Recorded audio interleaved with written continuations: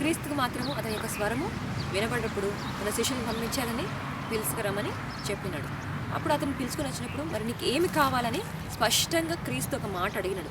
అతనికి క్రైస్తవ జీవితంలో అనేకులు ఎందుకు క్రైస్తవులు ఎట్లుంటారంటే వారి జీవితము ఎందుకు జీవిస్తున్నారో తెలియదు, వారు ఎందుకు బతుకుతున్నారో, అసలు వారి యొక్క సృష్టికి కారణం ఏంటిది, ఎందుకు వారిని సృజించిండు, ఒక పర్పస్ లేకుండా, ఒక విజన్ లేకుండా, ఒక డైరెక్షన్ లేకుండా జీవిస్తుంటారు. కానీ ఆ గుడ్డివాడైన బర్తిలోమెస్కి మరి నీకు ఏమి కావాలని స్పష్టంగా అడిగినప్పుడు నాకు చూపు కావాలని ప్రభువా అని అడిగిండు.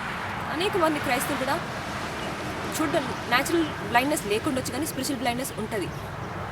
డైరెక్షన్ లేని జీవితం జీవిస్తుంటారు. కానీ ప్రభువా మాకు ఎందుకు సృజించినవు, నువ్వు మమ్మల్ని సృజించే కారణం, నా ఉద్దేశం ఏంటి, ఈ లోకంలో, ఈ పట్టణంలో, ఈ స్థితిలో, ఈ పరిస్థితిలో మరి ప్రభా నువ్వు ఏమి ఉద్దేశం కలిగి ఉన్నావు ప్రభా, ఏమి చేయాలనుకుంటున్నావు నా ద్వారా, నా పట్ల నీ ఉద్దేశం ఏంటి, నీ తలంపు ఏంటి, నీ చిత్తం ఏంటి అని మాత్రము అడిగే జీవితము గడిపేస్తుంటారు. ఇక ఈ గుడ్డివాడిన భర్తలను మరి నీకు ఏమీ కావాలని క్రీస్తు స్పష్టంగా అన్నప్పుడు అతను స్పష్టంగా ప్రభా నాకు చూపు కావాలని అడిగే అని చెప్పిండు.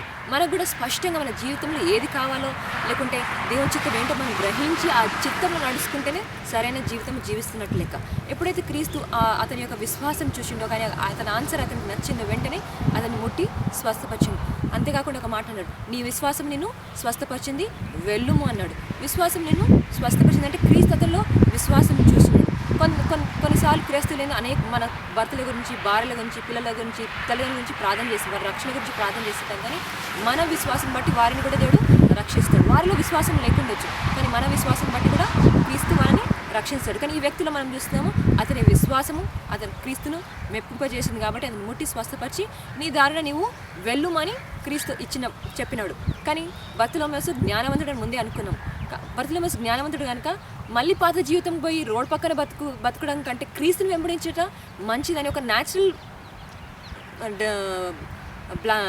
బ్లైండ్నెస్ క్యూర్ కాలేదు, కానీ ఒక స్పిరిచువల్ విజన్ కూడా అతనికి దేవుడు అనుగ్రహించాడు. క్రీస్తు మన జీవితాన్ని ముట్టినప్పుడు ఉట్టి న్యాచురల్ బ్లైండ్నెస్ని తీసివేశాడు, స్పిరిచువల్ విజన్ని కూడా మనకు అనుగ్రహించాడు. ఇక్కడ క్రీస్తు బర్తిమేసుని ముట్టి శరీర సంబంధమైన గుడ్డితనం తీసివేయడమే కాకుండా ఆత్మీయ సంబంధమైన గుడ్డితనం కూడా తీసివేసి నువ్వు కావాలంటే నువ్వు నీ పాత జీవితానికి వెళ్ళు అని ఒక ఇన్విటేషన్ ఇచ్చిండు, నీకు కావాలంటే. కానీ బర్తిమేసు ఒక నిర్ణయం తీసుకున్నాడు, మళ్ళీ పాత జీవితం పోయి రోడ్ పక్కన కూర్చొని అడుక్కుని జీవితము నాకు వద్దు, నేను క్రీస్తుని వెంబడిస్తా అని. వాక్యంలో ఏముందంటే అతను క్రీస్తును వెంబడిస్తూ క్రీస్తుతో బయటికి వెళ్ళిపోయినను వాక్యం ఉంది.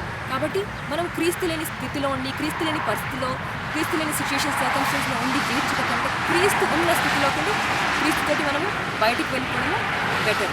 ఇక్కడ ఉట్టి న్యాచురల్ సైట్ బర్తిమేసుకి రెస్టోర్ చేయబడలేదు, కానీ స్పిరిచువల్ విజన్ కూడా రెస్టోర్ చేయబడ్డది. మనం క్రీస్తుతో చూసినప్పుడు దేవుడు మన శరీర అవసరత తీర్చడమే కాదు, కానీ ఆత్మీయ ఆసక్తి కూడా క్రీస్తు తీరుస్తాడు.